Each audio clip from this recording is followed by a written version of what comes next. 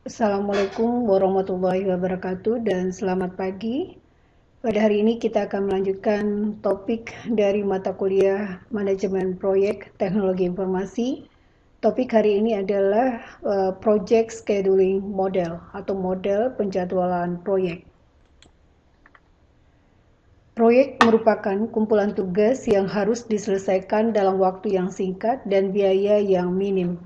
Tujuan dari penjadwalan proyek yang pertama adalah penyelesaian proyek dengan menentukan mulai dan akhir setiap aktivitas seawal mungkin. Yang kedua, menghitung kemungkinan sebuah proyek akan selesai dalam satu periode waktu tertentu. Yang ketiga, menemukan biaya minimum diperlukan untuk penyelesaian proyek pada tanggal tertentu. Tugas atau yang disebut juga dengan aktivitas merupakan perkiraan waktu dan biaya penyelesaian dihubungkan dengan masing-masing aktivitas. Waktu penyelesaian kegiatan terkait dengan jumlah sumber daya yang dibutuhkan. Tingkat rincian aktivitas tergantung pada aplikasi dan tingkat kekasan data. Untuk menentukan penjadwalan yang optimal, kita harus mengidentifikasi semua aktivitas proyek. Yang kedua, menentukan hubungan antara aktivitas. Berdasarkan informasi ini, kita dapat mengembangkan alat bantu untuk mengontrol proyek. Contohnya, ini adalah sebuah perusahaan komputer clone. Dia akan merancang dan memproduksi serta memasarkan produknya yang disebut dengan Clone Palm, ya 2000 Palm Book Computer. Untuk melaksanakan proyek tersebut, ada 3 aktivitas utama yang harus dilakukan. Yang pertama adalah dia melakukan manufaktur, ya, atau melakukan produksi komputer baru. Yang kedua adalah melatih staf dan vendor. Yang ketiga adalah mengiklankan komputer baru yang baru diproduksi.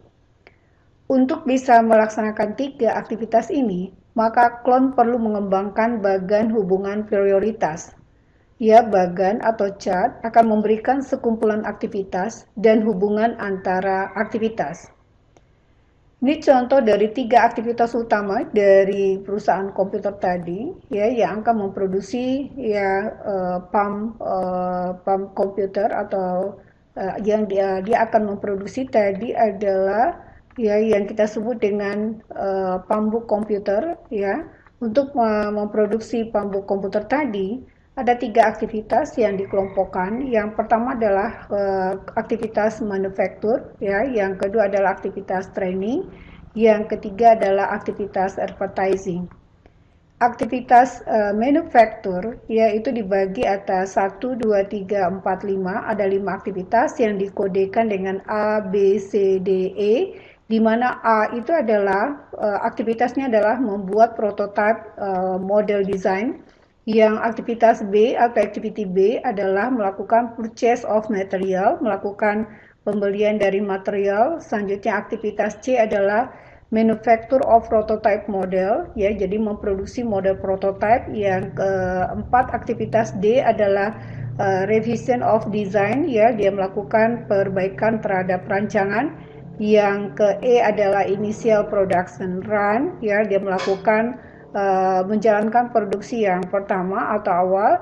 Selanjutnya aktivitas ya, kelompok aktivitas yang kedua itu adalah training activity, ya, itu dibagi atas 3, F, G, dan H, di mana F itu adalah staff training, yang G adalah staff input on prototype model, selanjutnya yang H adalah sales training. Yang aktivitas yang ketiga, kelompok yang ketiga itu adalah advertising activities, ya, di mana I itu adalah pre-production advertising campaign, ya, campaign. Selanjutnya yang J adalah post redesign advertising campaign. Oke, dari aktivitas tadi kita dapat menentukan predecessor dari masing-masing aktivitas.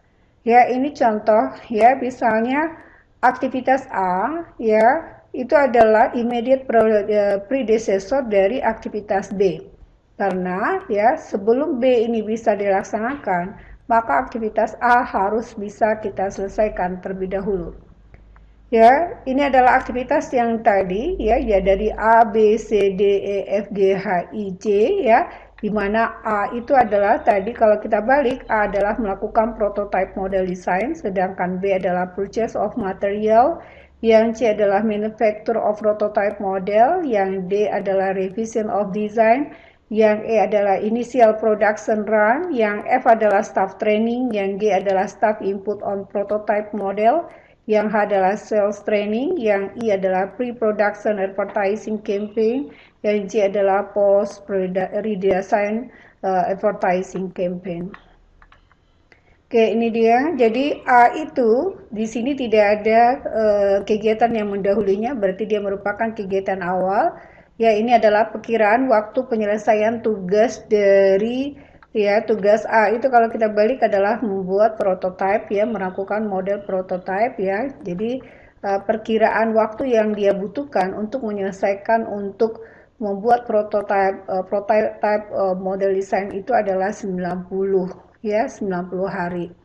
Yang B ya predecessornya adalah A ya waktunya 15 hari, yang C adalah predecessornya adalah B ya ini waktunya 5, yang D adalah G selanjutnya waktunya 20, yang E itu adalah D ya waktunya 21, yang F itu adalah A predecessornya waktunya yang dibutuhkan 25, yang G itu adalah predecessornya C dan F ya waktu yang dibutuhkan adalah 14 hari.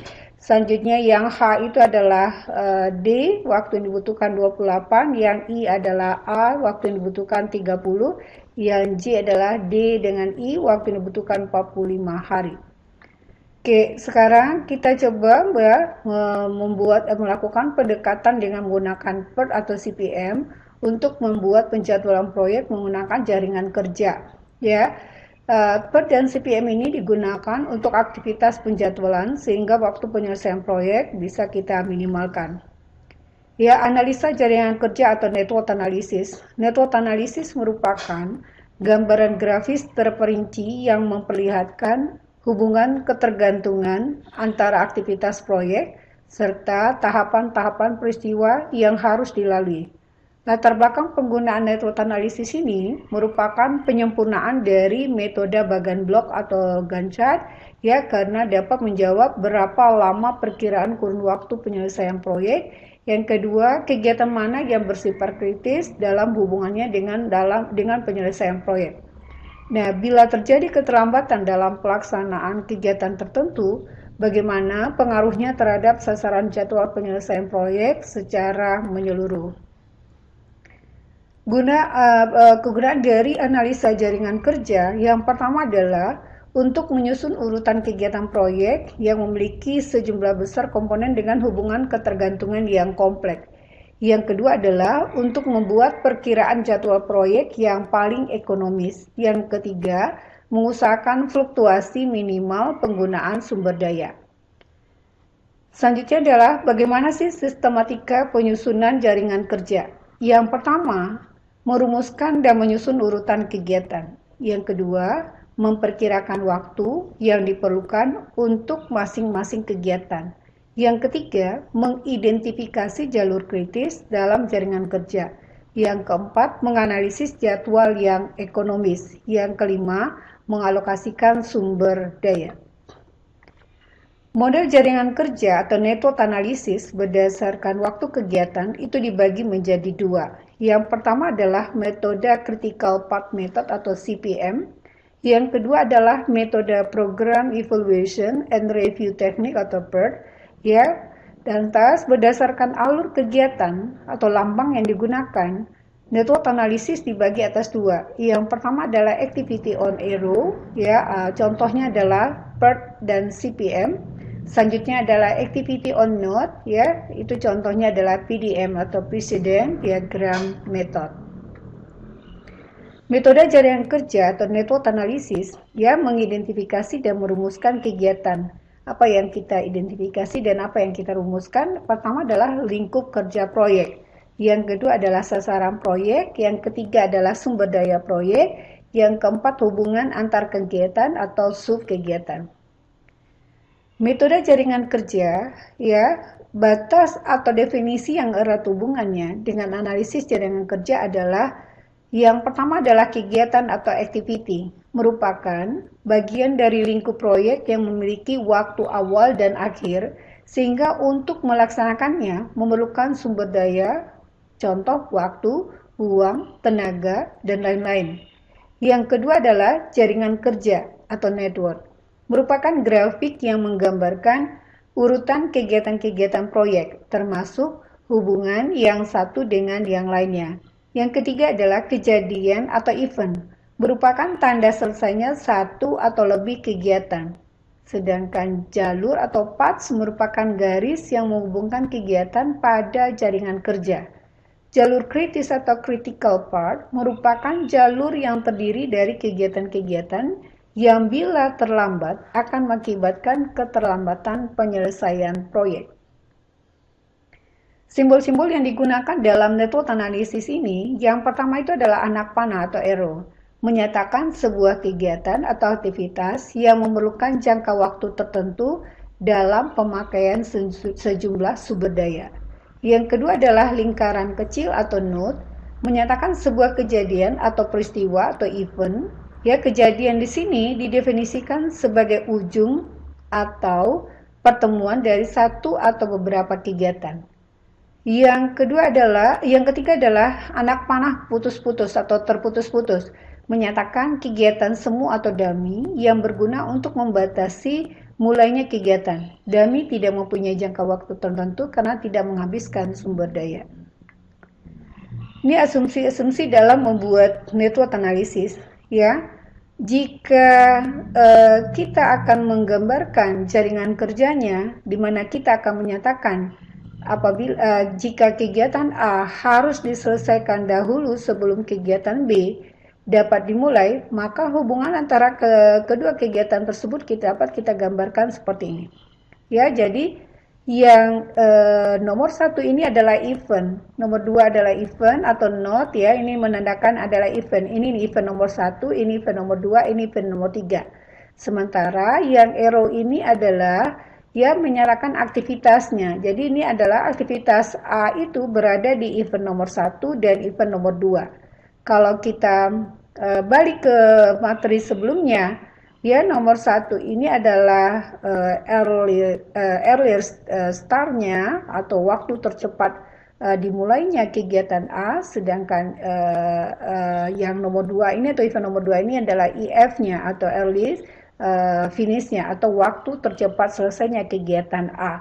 Ya, sementara yang event nomor 2 ini menjadi ES bagi B, tapi nomor 3 ini merupakan EF dari B. Ya, jadi ini untuk menyatakan kalau B ini ya, baru bisa dimulai apabila A selesai, maka bisa kita gambarkan dalam bentuk seperti ini. Selanjutnya, jika kegiatan C, D, E itu harus selesai ya sebelum kegiatan F dapat dimulai, maka bisa kita gambarkan dengan cara seperti ini, membuat network analisisnya. Jadi misalnya ini adalah C itu berada di event nomor 1 dan nomor 4. Yang D event nomor 2 dan nomor 4. Yang E event nomor 3 dan nomor 4. Berarti di sini ES dari C atau earliest dari waktu tercepat dimulainya kegiatan C itu ada di event nomor 1, sementara waktu tercepat dimulainya kegiatan D ada di nomor 2, dan waktu tercepat dimulainya kegiatan E itu ada di event nomor 3. Sementara yang 4 ini ya itu adalah EF dari C, D, dan E. Kenapa CDE ini bisa kita satukan dalam satu event nomor 4 ini? Karena aktivitas CDE ini itu adalah ES-nya berbeda. Jadi tidak sama. Kalau ES-nya sama, ini tidak boleh kita satukan dalam satu event. Tapi karena dia berbeda, bisa kita satukan dalam satu event, itu di event nomor 4. Event nomor 4 ini merupakan ES dari F, ya, sementara yang event nomor 5 merupakan EF dari F. Oke, jika kegiatan G dan H harus selesai sebelum kegiatan I dan J, maka bisa kita gambarkan dalam bentuk seperti ini. Ini artinya I dan J ini, ya, kegiatan sebelumnya adalah G dan H, ya, karena nomor 4 ini adalah EF dari atau waktu tercepat selesainya kegiatan G dan H. Sementara nomor 4 ini merupakan ES dari I dan J. Jika kegiatan K dan L harus selesai sebelum kegiatan M dimulai, ya, tetapi kegiatan N sudah boleh dimulai bila kegiatan L sudah selesai. Jadi ini artinya, ya, ini kita menggunakan dummy di sini. Dummy. Kalau seandainya ini kita satukan, nomor 3 ini anak panahnya kita satukan ke dalam F ini, maka ini tidak bisa kita eksekusi. Karena tadi N itu ya baru bisa kita mulai apabila L selesai. Jadi syarat dari N ini hanya di L saja. Sementara yang syarat dari M ini, M baru bisa dimulai, syaratnya adalah K dan L. Ya, jadi K dan L selesai, baru M bisa kita kerjakan. Nah, untuk bisa menggambarkan ini, maka kita bisa menggunakan dummy seperti ini. Ya, dummy. Oke.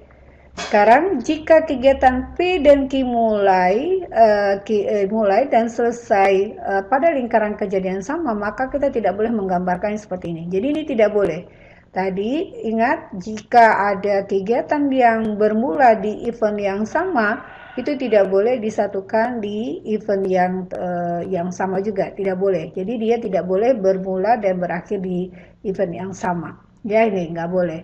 Jadi untuk mengantisipasinya, maka kita menggunakan dummy di sini. Jadi kita pecah P, Q, R ini kita pecah, sementara yang ininya langsung ke 4 ya, ke 4 dan ke akhir. Selanjutnya 2 dan 3 kita pecah, dan untuk menyatukannya kita gunakan dummy. Ini boleh. Atau dummy-nya kita gunakan di awal-awal seperti ini. Ya, boleh. Ya, karena ini sudah bisa kita satukan. Kenapa? Karena P, ES-nya ada di 2, R-nya ini ada di 3, selanjutnya 4 ada di 1. Maka baru bisa kita satukan dalam satu event. Oke. Aturan dasar network analisis ini, di antara dua event yang sama hanya boleh digambarkan satu anak panah. Ya, ini dia. Jadi kalau ini eventnya sama, ini kita hanya boleh menggambarkan satu anak panah. Kalau sementara ini 3, maka ini tidak boleh. Ya, jadi kalau ini boleh, karena event nomor 1 dan nomor 4 cuma ada satu panah. Sementara event 1-2 itu cuma satu panah, si event 1-3 juga satu panah. Jadi syarat pertamanya adalah di antara dua event yang sama hanya boleh digambarkan satu anak panah. Panjang dan kemiringannya tidak punya arti penting. Nama suatu aktivitas dinyatakan dengan huruf atau nomor event. Ya, jadi aktivitasnya ini adalah P, Q, R ini itu adalah aktivitas, sementara 1, 2, 3, 4 itu adalah eventnya. Ya, aktivitas harus mengalir dari event bernomor rendah ke tinggi. Jadi kalau kita balik ke ini, ya, aktivitas itu hanya bisa mengalir dari event nomor rendah dan ke tinggi. Jadi 1 ke 2, nih 1 ke 2, 1 ke 3, 1 ke 4. Jadi jangan sampai di sini 4, 2, ini nggak boleh, nggak dianjurkan benar. Oke, diagram hanya memiliki satu inisial event dan satu terminal event. Jadi ingat, kita hanya bermulai dari satu event dan berakhir di satu event. Ya, jadi di sini dia punya satu inisial event dan terakhirnya juga berpunya dalam satu terminal event. Jadi inisialnya 1, terminal eventnya 1. Jadi jangan seandainya misalnya ada 3, nanti tetap dimulai dari 1. Ya, dari 1. Kalau PQR ini artinya kegiatan yang mendahulunya belum ada. Jadi di mereka 3 kegiatan ini merupakan aktivitas awal. Jadi tetap kita mulai di event yang sama. Oke. Selanjutnya. Sebelum aktivitas dimulai, maka seluruh aktivitas pendahulunya harus selesai. Jadi itu dia konsepnya tadi. Jadi dia baru bisa aktivitas baru bisa dimulai apabila aktivitas sebelumnya sudah selesai. Ya, estimasi waktu penyelesaian proyek itu ditentukan oleh tim proyek berdasarkan konsensus bersama antar anggota tim atau pengelola proyek sejenis.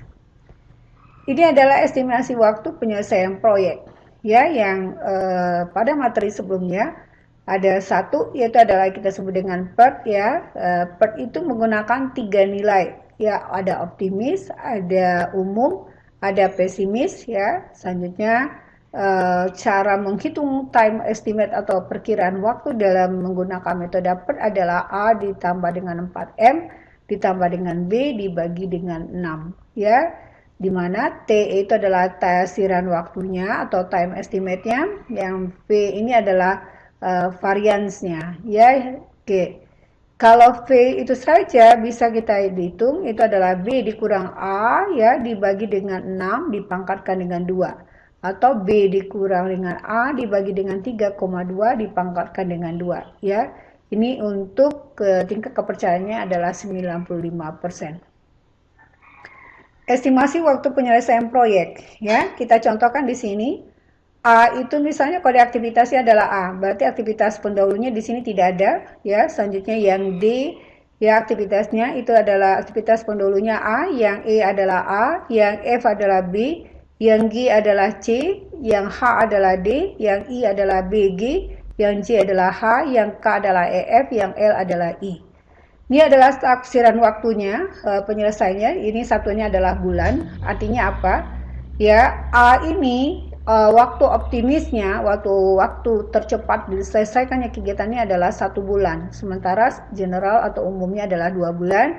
Ini waktu paling lamanya adalah 3 bulan. Jadi time estimate-nya tinggal kita masukkan 1 ditambah dengan 4 dikali dengan 2 ditambah dengan 3 dibagi dengan 6. Ya, karena formulanya di sini 4 dikali dengan M ditambah dengan B ya, A ditambah dengan 4M ditambah dengan B, berarti 1 ya ditambah dengan 4 dikali 2 adalah 8 ya, ditambah dengan 1 9 ditambah dengan 3 berarti 12 ya, 12 dibagi 6 maka dapat 2 ya, dan seterusnya begitu. Ini juga begitu. Ya, jadi waktu optimisnya 2, berarti waktu umumnya 3, waktu pesimisnya adalah 4, maka time estimate dari aktivitas B adalah 2 ditambah dengan 4 dikali dengan 3 ditambah dengan 4. Jadi ini 2 ditambah dengan 12 ditambah dengan 4. Itu berarti ini adalah 16. 16 dibagi dengan 6 ya. 12 ditambah dengan 2 berarti 14 ditambah dengan 4 ya berarti 18 dibagi dengan 6 adalah 3 ya, begitu seterusnya untuk mencari time estimate untuk menggunakan metode PERT ya. Setelah kita menghitung nilai TE-nya ya, nilai TE-nya, maka kita bisa menghitung nilai variannya. Tadi ingat ya, varian itu bisa kita hitung dengan cara B dikurang A dibagi dengan 6 dipangkatkan dengan 2. Atau B dikurang dengan A dibagi dengan 3,2 dipangkatkan dengan 2.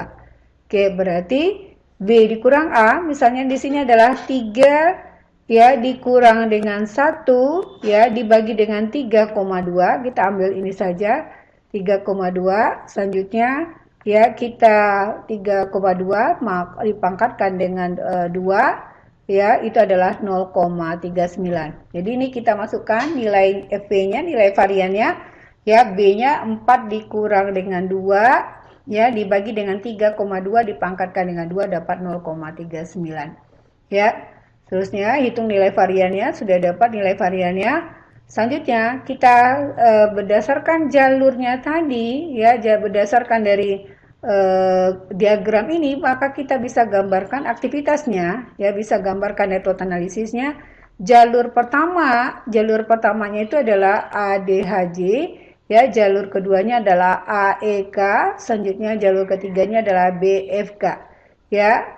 Yang ADHJ ini ya variannya harus kita hitung satu-satu ya, kita tambahkan dengan 4 aktivitas ini, berarti varian A, varian D, aktivitas D, varian dari aktivitas H, dan varian dari aktivitas J ya. Kita ambil nilainya, varian A itu adalah 0,39, selanjutnya varian D kita hitung lagi, ada itu adalah 1,56 ya, selanjutnya varian H adalah kita hitung 9,77 ya, 9,77. Varian J di sini adalah 9,77. Jadi kita tambahkan dapat 21,49.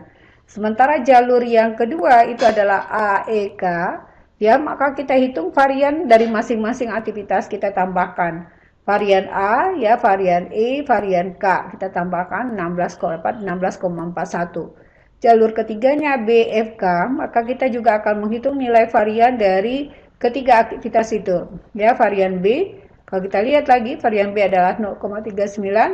Varian F ya, kita lihat F itu adalah kita lihat 1,56, ya ini dia. Selanjutnya varian K itu adalah 9,77, kita tambahkan itu dapat 11,772. Berdasarkan dari hasil nilai varian ini, kita ambil varian dengan nilai tertinggi, itu ada di jalur yang pertama, yaitu ADHJ. Maka ADHJ adalah lintasan kritis ya, karena memiliki ya varian paling besar. Oke, setelah kita menghitung menggunakan metode PERT tadi, kita coba menghitung dengan menggunakan CPM ya ketika 4 metode. Di dalam CPM ada dua perkiraan waktu dan biaya dalam setiap aktivitas. Ada yang disebut dengan normal estimate, itu adalah perkiraan waktu penyelesaian dan biaya yang sifatnya normal. Sementara crash estimate itu adalah perkiraan waktu penyelesaian dan biaya yang dipercepat. Menentukan perkiraan waktu penyelesaian, ya, jalur yang memiliki rangkaian kegiatan dengan total jumlah waktu terlama dan waktu penyelesaian proyek tercepat, ya, dia itu merupakan jalur kritis. Ya, jalur kritis itu berisi kegiatan-kegiatan kritis dari awal sampai akhir jalur. Jika seorang pimpinan proyek terlambat dalam mengidentifikasi jalur kritis ini, maka akan mengakibatkan keterlambatan seluruh proyek. Dia adalah terminologi yang digunakan untuk menentukan waktu penyelesaian. Jadi ada ya E, ya earliest event occurrence time, atau saat tercepat terjadinya suatu peristiwa. Yang L adalah latest event occurrence time, ya saat paling lambat yang masih diperbolehkan bagi suatu peristiwa terjadi. Ada earliest activity start time, ya waktu mulai paling awal suatu kegiatan. Bila waktu mulai dinyatakan dalam jam, maka waktu itu adalah jam paling awal kegiatan dimulai. Ada lagi yang disebut dengan EF, ya earliest activity finish time, ya waktu selesai paling awal suatu kegiatan. Jadi EF suatu kegiatan terdahulu sama dengan ES kegiatan berikutnya. Selanjutnya ada LS, ya latest activity start time, ya waktu paling lambat kegiatan boleh dimulai tanpa memperlambat proyek secara keseluruhan. Ada LF lagi, ya latest activity finish time, waktu paling lambat kegiatan diselesaikan tanpa memperlambat penyelesaian proyek. Yang T adalah activity duration time, kurun waktu yang diperlukan untuk suatu kegiatan hari, minggu, atau bulan. 3 asumsi dasar perhitungan waktu, ya. Yang pertama adalah proyek hanya memiliki satu initial event atau start dan satu terminal event atau finish. Saat tercepat terjadinya initial event adalah hari ke-0. Saat terlambat terjadinya terminal event adalah LS-nya sama dengan ES-nya. Adapun cara perhitungan dalam menentukan waktu penyelesaian proyek dari dua tahap, yaitu perhitungan maju atau forward computation dan perhitungan mundur atau backward computation. Yang pertama adalah hitungan maju atau forward computation. Dimulai dari start atau initial event menuju finish atau terminal event untuk menghitung waktu penyelesaian tercepat suatu kegiatan atau IF dan waktu tercepat terjadinya kegiatan atau ES dan saling cepat dimulainya suatu peristiwa atau E. Yang kedua adalah hitungan mundur atau backward computation. Dimulai dari finish ya menuju start untuk mengidentifikasi saat paling lambat terjadinya suatu kegiatan atau LF dan waktu paling lambat terjadinya suatu kegiatan atau LS ya. Dan saat paling lambat suatu peristiwa terjadi atau L. Apabila perhitungan forward dan backward sudah kita selesaikan, maka diperoleh dari slack, maka diperoleh nilai slack atau float. Ya, jadi minggu lalu materinya ada tentang free float dan total float, itu sama yang dimaksud dengan di sini. Float atau slack itu sama. Jadi total slack atau total float, free slack atau free float. Oke, untuk melakukan perhitungan maju dan mundur, maka lingkaran atau event dibagi menjadi 3 bagian. Ya, ini ada bagian A, bagian B, bagian C. Ya, ini ya event awalnya, ini event akhirnya. Ya, ini A, B, C. Ya, A itu adalah nomor event, sedangkan B ini adalah ruang untuk menunjukkan paling cepat terjadinya event atau E. Ya, sementara yang E terdiri dari ES dan ES ya untuk perhitungan maju. Selanjutnya yang C merupakan ya waktu paling lambat terjadinya event L dan kegiatan merupakan hasil perhitungan mundur ya. Jadi seperti penjelasan Bu Usi sebelumnya, bahwa B ini digunakan untuk perhitungan maju, sedangkan C digunakan untuk perhitungan mundur, ya, perhitungan mundur. Oke. Ini adalah contoh forward computation. Ya, jadi di sini adalah event nomor 1 dan nomor 2. Itu adalah aktivitasnya adalah A, di mana durasinya adalah 2. Kalau dia waktu satuannya adalah jam, makanya dia maksudnya adalah 2 jam. Sementara yang B itu berada di event nomor 2 dan event nomor 3 dengan aktivitasnya adalah 5. C itu berada di event nomor 2 dan event nomor 4, ya aktivitasnya adalah 3 hari atau 3 jam. Ya, yang D itu adalah event awalnya adalah di 3, event akhirnya ada di 5, ya. Aktif lama durasi waktunya itu adalah 6, ya, 6 jam. Sementara yang E ini awalnya ada di event nomor 4, ya, akhirnya ada di event nomor 5, ya, durasinya ada 4, sementara F adalah awalnya di 5 dan akhirnya ada di 6, ya, lamanya adalah 3 jam. Oke. Aturan pertama, ya, kegiatan awal suatu kegiatan baru dapat dimulai bila kegiatan yang mendahulunya atau predecessornya telah selesai. E1-nya sama dengan 0. Aturan kedua, waktu selesai paling awal suatu kegiatan sama dengan waktu mulai paling awal ditambah dengan kurun waktu kegiatan yang mendahulunya. Jadi, EFIJ sama dengan ESIJ ditambah dengan TIJ. Ya, contoh. Event nomor 1 dan 2, ya, event nomor 1 dan 2, ya, event 1, atau list start, ya, 1 dan 2 itu ditambah dengan D, ya. ES dari 1 2, ya, kita lihat di sini ES 1 2 itu adalah ditambah dengan D, ya. ES 1 2 itu ada di sini, ES-nya ada di sini nih. ES-nya tadi ingat, ya, waktu tercepat dimulainya suatu kegiatan adalah 0, berarti di sini adalah 0. Durasi dari A itu adalah 2, berarti 0 ditambah dengan 2 itu adalah 2, ya. Kita contohkan lagi di 23, ya, 23 ini. 23 berarti, ya, ES-nya tadi 0, EF-nya adalah 2, datangnya adalah 0 ditambah dengan 2, maka EF dari A ini adalah 2, sementara ES dari C jadi sama dengan 2, berarti 2 ditambah dengan 3 itu adalah 4, ya. Kita lihat di sini, ya, dari, ya, ini 2 ditambah 3 itu adalah 5, ya, ini 2 dan 4 ini 2 dan 4, berarti 2 ditambah dengan 3 itu adalah 5, selanjutnya 2 dengan 3 ini adalah 2 ditambah dengan 5 itu adalah 7, ya. Selanjutnya yang 4 ini, ya, itu merupakan ES dari E, yang 5 ini EF dari E. Nilai dari ES dari E ini berarti adalah tadi terakhir 2 ditambah dengan 3 itu adalah 5, maka di sini nilai ES dari E ini adalah 5. Ya, 5 ditambah dengan 4 itu adalah 9. Ya, kenapa nilainya kita lihat di sini? Selanjutnya yang 3 ini ES-nya berarti 2 tambah 5 itu adalah 7. Ya, 7 dengan tambah dengan 6 itu adalah 13. Ya, 13, maka nilai yang paling besar kita ambil adalah nilai 13 yang masuk menjadi EF dari D dan E. Ya, sementara nilai F dari ES-nya itu tadi kalau kita lihat, ya, 2 tambah 5 ditambah dengan 6, ya, 7 ditambah dengan 6 itu adalah 13. Ya, 13 tambah 3 adalah 16. Berarti proyek ini bisa diselesaikan dalam waktu 16 hari kalau satunya hari atau 16 jam kalau satunya jam. Oke, aturan ketiga, bila suatu kegiatan memiliki 2 atau lebih kegiatan terdahulu yang menggabung, maka waktu mulai paling awal ES kegiatan tersebut adalah sama dengan waktu selesai paling awal EF yang terbesar dari kegiatan terdahulu. Ya, kita lihat tadi, ya, misalnya EFC itu lebih besar dari EFB, EFB lebih besar dari EFA, maka ESD-nya itu sama dengan EF dari C, ya. Jadi ini dia C. Jadi nilai yang di sini akan merupakan nilai dari C. Kenapa? Karena C merupakan nilai yang paling besar.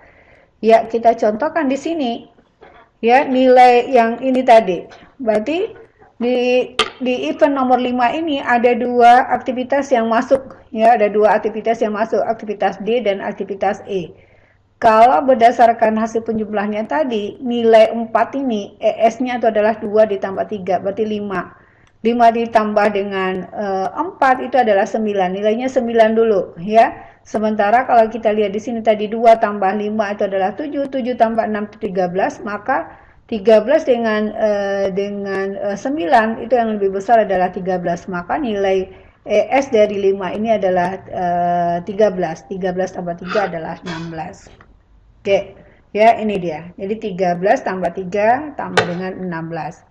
Oke, tabel hasil perhitungan maju untuk mendapatkan EF-nya, ya, kalau kita lihat tadi kegiatan dari kegiatan A itu tadi, ya, itu adalah di event I-nya 1, J-nya 2, atau event nomor 1 dan event nomor 2. Jadi I-nya di sini, ini J-nya.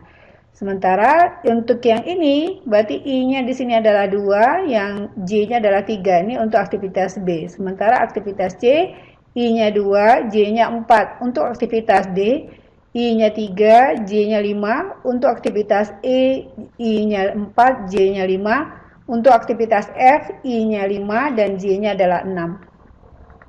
Ya, ini dia, ya. Jadi kita lihat di sini, ya, 5. Kalau ini 1 2 ini adalah A, 2 3 ini tadi adalah B, 2 4 adalah C, ya, 3 5 tadi adalah D, ya, 4 5 tadi adalah E, ya, 5 6 tadi adalah F, ya. Ini waktu yang diperlukan, ya, 2 5 3 6 4 3 berdasarkan dari jaringan ini. Jadi 2 5 3 6 4 3, ya. Jadi dia, kita lihat, ya. Nih, jadi ini dia waktunya, kurun waktunya dalam hari. Maka ES dari aktivitas A itu tadi, ya, waktu tercepat dimulainya suatu aktivitas itu adalah 0. Jadi ES dari A itu atau ES dari kegiatan 1 2 itu adalah 0. Jadi ini aktivitas ini, ya, ES-nya adalah 0 karena waktu tercepat dimulainya adalah aktivitas 1 hari ke 0. Ya, ini nilai ES-nya 0. Sementara EF dari A ini atau dari 2 ini, EF-nya itu adalah 0 ditambah dengan 2 itu adalah 2. Ya, ini dia 2. Sementara yang 23, ya, 23 di 23 kalau kita lihat sini 23, ya, 23 ini, maka ES-nya ada di sini, EF-nya ada di sini, ya, dia ada di 3. Maka nilai ES dari 23 ini adalah tadi 0 ditambah 2, ini adalah 2. Jadi 2 ditambah dengan 5 itu adalah 7. 7 itu merupakan EF dari 3, ya, EF dari 3. Ini dia, 7. Sementara yang aktivitas 24, ya, 24, ya, 24 ini 24, maka nilai ES-nya itu adalah tadi dari penjumlahan 0 tambah 2, maka ES-nya di 2, 2 tambah 3, ini adalah 5, ini jadi 5, jadi 2 dengan 5, ya, 2 dengan 5, ini dia.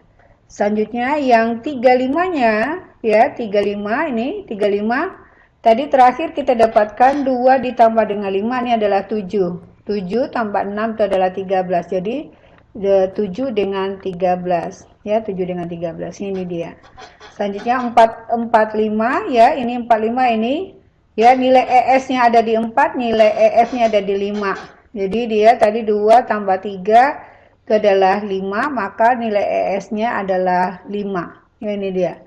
Ya, nilai ES-nya, EF-nya adalah 9. Ya, 56 itu berarti 56 ini nih, ya, 56. Maka nilai ES-nya tadi adalah 13, ya. 13 tambah 3 adalah 16. Ya, ini demikian. Ini 16. Dari perhitungan pada tabel ini, maka diperoleh waktu penyelesaian proyek adalah selama 16 hari. Ya, ini berarti ini 6 hari, berarti kalau di sini berarti kita hitung dengan 16 minggu. Harusnya ini adalah 16 hari ini. Ya, karena satunya adalah hari, tapi kalau satunya minggu maka dia adalah minggu. Oke. Aturan keempat itu adalah untuk melakukan perhitungan backward, ya, waktu mulai paling akhir suatu kegiatan sama dengan waktu selesai paling akhir dikurangi kurun waktu berlangsungnya kegiatan yang bersangkutan. Jadi tadi kalau perhitungan maju yang kita perhatikan adalah ES dan EF, maka untuk perhitungan mundur atau backward kita perhatikan adalah LS dan LF-nya. Ya, jadi LS dari I, J itu sama dengan LF dari I, J dikurang dengan T. Ya, kita contohkan. LS dari, ya, contoh kita contohkan LS dari 5 dengan 6, ya, LS dari 5 dengan 6, ya, 56, ini LS-nya 56, maka nilai LS-nya, ya, ini 56, itu adalah EF dari 56. Jadi dikurang dengan D. Tadi kita dapatkan nilai EF yang terakhir adalah di sini adalah 16. 16 dikurang 3 itu adalah 13. Jadi kita dapatkan nilai 13 ini. Ya, selanjutnya dari LS45, ya, LS45 kalau kita lihat LS45 di sini, ya, 45 ini 45. Tadi terakhir adalah kita dapatkan 13. Di sini adalah 13. 13 selanjutnya dikurang dengan 4, ya. Itu dapat nilainya adalah 9, ya. Jadi 14 dikurang dengan 4 nilainya 9. Ini dia. Sementara LS35 ini dia. Ya, ini terakhir tadi nilainya adalah 13. 13 dikurang dengan 6. Ya, 13 dikurang dengan 6, berarti kita dapatkan nilai D-nya adalah 7. Ya, nih 13 kurang 6 adalah 7. Ya, sementara yang 24, ya, yang 24, kita balik lagi ke ini 24, ini 24, tadi terakhirnya adalah 13 dikurang 4 adalah 9, berarti ini 9 dikurang dengan 3. Ya, 9 kurang 3 adalah 6. Ya, dapat nilainya adalah 6, 9 kurang 3 adalah 6. Yang 23, ya, 27 dikurang 5 itu adalah 2, ya. Oke. Sekarang apabila suatu kegiatan terpecah menjadi 2 kegiatan atau lebih, maka waktu paling akhir kegiatan tersebut sama dengan waktu mulai paling akhir LS kegiatan berikutnya yang terkecil. Jadi kalau perhitungan forward computation, kita cari bilangan terbesar untuk masuk ke dalam sebuah titik, ya, ini ke sebuah event. Tapi kalau backward computation atau perhitungan mundur, jika ada satu atau dua lebih dari kegiatan yang masuk ke dalam sebuah event, maka yang dicari adalah nilai terkecilnya, ya, nilai terkecilnya. Oke, ini adalah hasil perhitungan mundur untuk mendapatkan nilai LF-nya. Ya, nilai LF-nya.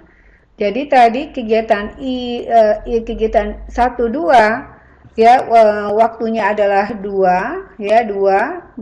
Paling awalnya adalah tadi mulai paling tercepatnya adalah 0, waktu selesai paling cepatnya adalah 2. Jadi nilainya adalah tadi 0 ditambah dengan 2 adalah 2. Sementara yang 7 ini 2 ditambah dengan 5 adalah 7. Ini 2 ditambah dengan 3 adalah 5. Ya, selanjutnya 7 ditambah dengan 6 adalah 13. Ya, selanjutnya 5 ditambah dengan 4 adalah 9. Selanjutnya 13 ditambah dengan 3 itu adalah 16. Ya, 16. Sementara paling akhirnya, ya, atau ini adalah perhitungan maju atau forward computation. Kalau ini adalah perhitungan mundur atau backward computation. Jadi kita bisa mulai dari belakang dulu. 16 dikurang dengan 3 itu adalah 13. 13 dikurang dengan 4 itu adalah 9. 13 dikurang dengan 6 itu adalah 7. 9 dikurang dengan 3 itu adalah 6. 7 dikurang dengan 5 itu adalah 2. 2 dikurang 2 itu adalah 0. Ya, ini cara mencari, ya, nilai ES, EF, LS, dan LF-nya. Aturan ke-6 adalah kita akan menghitung nilai slack time dan total slack atau nilai total float atau float time. Ya, cara mencari nilai total slack atau total float itu adalah waktu terlama dimulainya sebuah kegiatan dikurang dengan waktu tercepat dimulainya sebuah kegiatan, atau LS sama dikurang dengan ES-nya. Ya, ini dia tadi sama ini ya, ini kegiatan 1 2, ini eventnya, event nomor 1 dan event nomor 2, kegiatannya itu adalah A, di mana waktu yang dibutuhkan adalah 2. Ya, ini sudah kita hitung tadi. Maka total flow watt-nya kalau kita lihat LS dikurang dengan ES. Ya, LS-nya dari sini 0 dikurang dengan 0 maka 0. Ya, selanjutnya yang kita dapatkan yang 23, ya LS-nya adalah 2. Ya, maka LS dikurang dengan ES yaitu 0, 2 dikurang 2 adalah 0. Selanjutnya yang ini yang ketiga, ya maaf ini 1 2 3 4 5 6 ya, yang ketiga itu adalah ya di sini nilai LS-nya adalah 6, 6 dikurang dengan 3 ya, 6 di sini nilai 6 dikurang 6 dikurang dengan 2 itu adalah 4, 7 dikurang dengan 7 itu adalah 0, 9 dikurang 5 itu adalah 4, ya 13 kurang 13 adalah 0. Itu cara mencari total slack atau total flow watt, itu adalah LS dikurang dengan ES. Contoh kedua, ya di sini kita lihat ada kebanyakan perusahaan gagal untuk memasuki pasar notebook. Anggaplah perusahaan Anda percaya bahwa pada 5 tahun yang akan datang permintaan pasar akan notebook meningkat. Kegagalan pasar menurut Anda dipengaruhi oleh desain yang tidak sesuai dengan kebutuhan konsumen. Mereka menginginkan sebuah notebook yang sangat ringan, ukurannya standar di mana tidak lebih dari 5 inci kali 9,5 inci dan 1 inci dengan berat tidak lebih dari 15 ounce dengan LCD, micro disk drive dan Ethernet port. Ya, manajer Anda optimis akan berjaya pada pasar ini sehingga membentuk suatu tim untuk mendesain, mengembangkan dan memproduksi notebook yang akan berhasil di pasaran kurang dari 1 tahun. Dengan demikian, tim menargetkan akan membuat prototipenya dalam waktu 35 minggu. Anda ditunjuk sebagai ketua pelaksana dalam tim tersebut dan Anda diminta untuk membuat jaringan kerjanya serta menentukan jalur kritis, aktivitas kritisnya, total slack dan free slacknya. Jadi kita disuruh menentukan jalur kritis, aktivitas kritisnya apa, total slack dan free slacknya. Ya, ini adalah langkah pertama yang harus kita lakukan adalah kita mencoba melakukan identifikasi terhadap kegiatan yang akan kita perlukan untuk mengerjakan proyek tadi. Ini contoh kegiatannya. Jadi kode kegiatan A, B, C, D, E, F, G kita kodekan. Yang A itu adalah mendesain notebooknya. Setelah kita desain, kita buat prototipenya. Yang C itu adalah mengevaluasi peralatannya. Kita uji prototipenya. Yang E adalah menulis laporan evaluasi peralatan. Yang F adalah menulis laporan mengenai metode yang digunakan. Yang G adalah menulis final report. Inilah waktu dalam minggu. Ini adalah predecessornya. Ini yang A itu diselesaikan dalam 21 minggu, yang B 5 minggu, yang C 7 minggu, yang D 2 minggu, yang E 5 minggu, yang F 8 minggu, yang G 2 minggu. Ini predecessornya. Untuk yang B ini itu adalah A, yang C itu adalah A, yang D adalah B, sementara yang E adalah C dan D, yang F adalah C dan D, yang G adalah E dan F. Selanjutnya kita akan membuat jaringan kerja atau network analisisnya tadi. Ya, event nomor 1, event nomor 2. Kenapa di sini adalah aktivitas A? Karena kita lihat balik ke sini. A itu tidak memiliki kegiatan yang mendahulunya, berarti dia adalah kegiatan awal, ya, makanya A-nya di sini. Selanjutnya, setelah A selesai, ya, kegiatan B, ini dia kegiatan B bisa dimulai. B dan C bisa dimulai. Jadi B ini bersamaan dimulainya dengan B dan C, ya. Cuma selesainya berbeda karena B itu durasinya cuma 5 minggu sedangkan C ya durasinya 7 minggu. Tapi dia dimulai tetap setelah A selesai. Jadi ini dia B dan C ya, dimulai setelah A selesai. Oke, selanjutnya B dan C sudah kita lihat. Selanjutnya adalah nilai D ya. Uji prototipe itu durasinya adalah 2. Dan syaratnya adalah aktivitas B. Berarti D itu baru bisa dikerjakan apabila B selesai. Ini dia, kita tarik di sini garisnya. Ya, selanjutnya lagi kita lihat ya, aktivitas E itu E dan F ini itu syaratnya adalah CD. Ya, syaratnya adalah CD. Maka dari C ini itu bisa kita tarik dummy, ya, kita tarik dummy langsung ke sini, ya. Itu nilai dummy-nya, ya, ini, maka 5 ini itu merupakan aktivitas D dan E, D dan C. Ya, jika D dan C sudah selesai, maka kita bisa melakukan memulai pekerjaan E dan F. Sebetulnya ya C ini bisa langsung kita tarik garis ke sini. Kenapa bisa kita tarik? Karena waktu inisial eventnya berbeda. Ya, inisial event dari D ini adalah 3, sementara yang C adalah 2. Jadi sebetulnya bisa kita tarik langsung ke sini nilai garisnya. Oke, sekarang atau Anda boleh juga menggunakan dummy seperti ini. Ini dummy namanya. Ya, jadi untuk menggabungkan aktivitas D dan C ini dalam satu terminal event. Ya, kenapa disatukan? Karena dia E dan F itu baru bisa dimulai apabila kegiatan D dan C selesai. Oke, selanjutnya lagi aktivitas E dan F, ya, kita sudah buat tadi E dan F, ya, ada C dan D syaratnya. Jadi E dan F ini syaratnya C dan D. Selanjutnya adalah kegiatan G ini adalah syaratnya adalah EF, ya.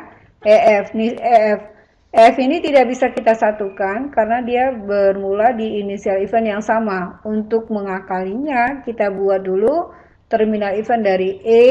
Lantas kita buatkan panah atau kita sebut dengan dummy ke arah event nomor 7. Jadi 7 ini seakan-akan milik dari E dan F. Jadi E dan F selesai ditandai dengan event nomor 7, maka G baru bisa dimulai. Jadi terminal event dari F itu merupakan inisial event dari G. Ya. Selanjutnya setelah kita berhasil membuat network analisisnya, ya, pada arrow-nya atau pada panah kita tuliskan nama aktivitasnya. Ini nama aktivitasnya dengan durasi 21. Ini nama aktivitasnya B dengan durasi 5. Ini aktivitas C dengan durasi 7. Ini aktivitas D dengan durasi 2. Ya, ini tidak perlu ada aktivitas. Jadi dummy itu tidak ada perlu aktivitas. Yang E itu adalah 5, yang F adalah 8, yang G adalah 2. Sekarang kita melakukan perhitungan maju, ya, perhitungan maju. 1 ini merupakan inisial event dari A, 2 merupakan terminal event dari A. Jadi ES dari A itu adalah 0, karena waktu tercepat dimulainya sebuah kegiatan adalah hari ke-0. 0 ditambah dengan 21 itu adalah 21. Jadi EF dari A ini adalah 21.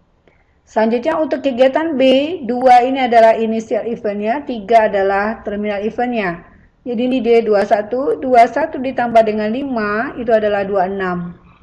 Ya, 26 ditambah dengan 2, tulis dulu 28 di sini, ya, karena ada 2 panah yang masuk. Ingat ini adalah perhitungan forward, jika ada 2 atau lebih anak panah yang masuk ke dalam suatu buah event, maka kita cari nilai terbesarnya.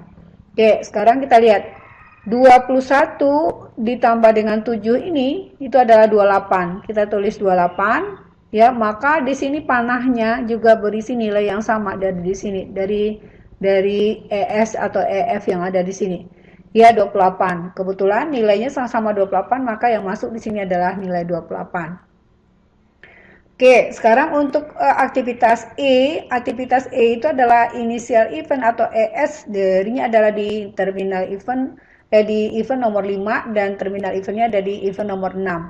Maka ya ini ES dari E nilainya 28 ditambah dengan 5 itu adalah 33. 33 ini adalah EF dari E.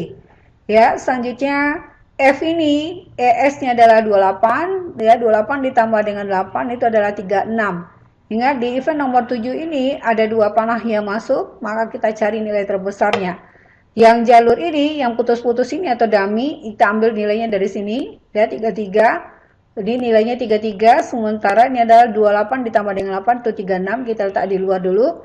Antara 36 dan 33, nilai terbesar itu adalah 36, maka nilai terbesarnya kita ambil 36. 36 ditambah dengan 2, di sini adalah 38. Artinya dari hasil perhitungan maju diperoleh waktu penyelesaian tercepat adalah 38 minggu. Maaf, ini adalah 38 minggu. Ya, 38 minggu.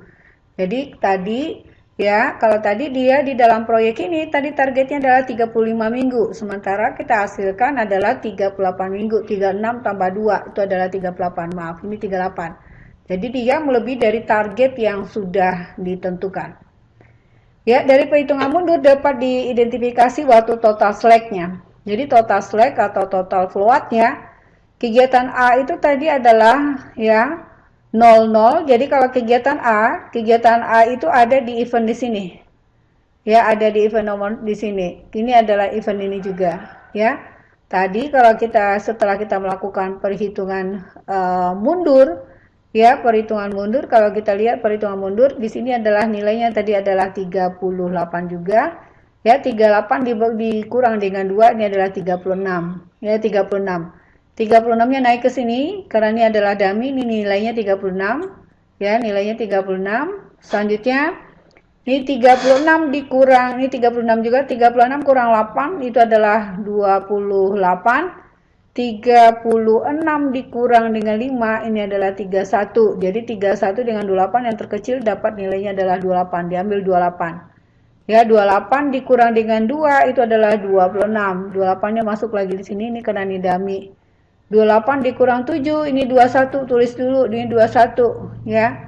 Selanjutnya ini 26 ya. 26 dikurang dengan 5 juga 21, maka sama-sama 21. 21 kurang 21 ini adalah 0. Jadi kalau kita isi ES-nya adalah 0, ini ada juga adalah 0. Ini 21, ini juga 21. Ya, ini 28, tadi ini adalah kalau ini 36 dikurang 8, 28 ini sama-sama 28. Ya. Maka kalau kita lihat nilainya ya ini dia, ya. Posisinya ada di sini. Kalau dia kegiatan A itu, A ini ya ini tadi adalah 0, ini berarti tidak ada selisih antara EF dengan ES, ES dengan LS, LF dengan EF. Ya tidak ada, maka di sini ini adalah 0. Ya, di sini 0 dengan 0, maka 0, 21 dengan 1 juga 0. Ya, selanjutnya ini dia. Yang B itu tadi adalah di sini 21, ya di sini jadi 26 tadi. Berarti 21 dengan 21 juga 0, 26 dengan 26 juga 0. Ini dia 0. Yang C-nya 21, di sini 21 juga, 21 21 tidak ada perbedaan, berarti 0. 28 dengan 28 tidak ada perbedaan, berarti 0. Ini dia. Sementara yang D itu kalau kita lihat tadi, ya yang D ini 26, ini 28 berarti sama. Tidak ada perbedaan, 26 dengan 26, 0, 28 dengan 28 berarti 0. Ya, berarti dia 00 berarti 0.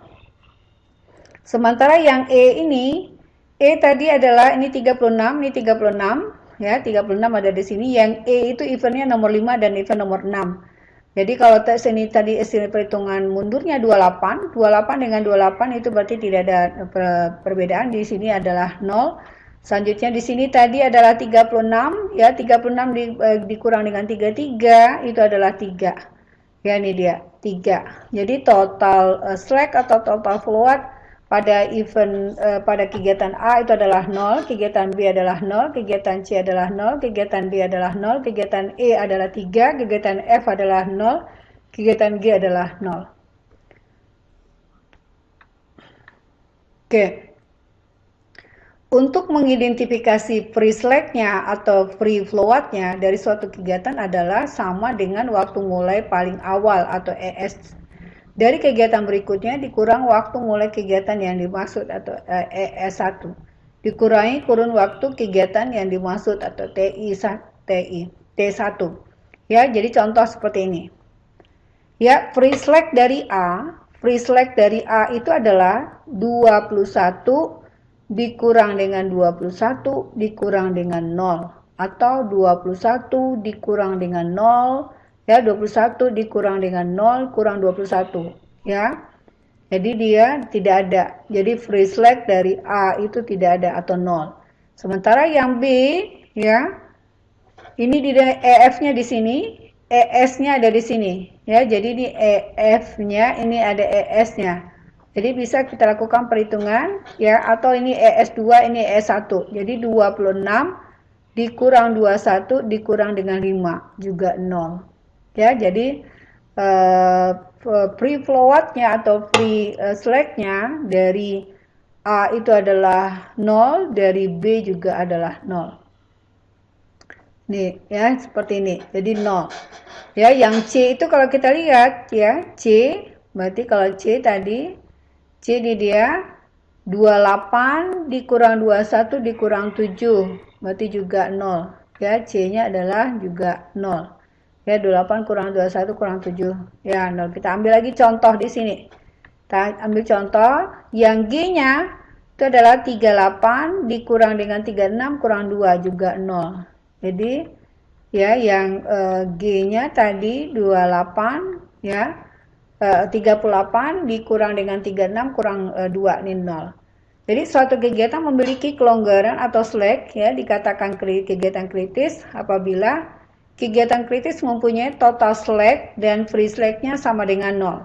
Jadi kalau kita lihat tadi yang sama-sama 0 baik free slack atau total slack-nya adalah kegiatan A, kegiatan B, kegiatan C, kegiatan D, kegiatan F, dan kegiatan G. Sedangkan yang dimaksud lintasan kritis atau critical path adalah lintasan dari start sampai dengan finish yang terdiri dari rangkaian kegiatan kritis. Adapun lintasan kritis pada ilustrasi ini adalah ya 1, 2, kalau kita lihat ini lintasan kritisnya ya 1, 2, ya 3, 5, 6, 7, 8. Ya, ini dia.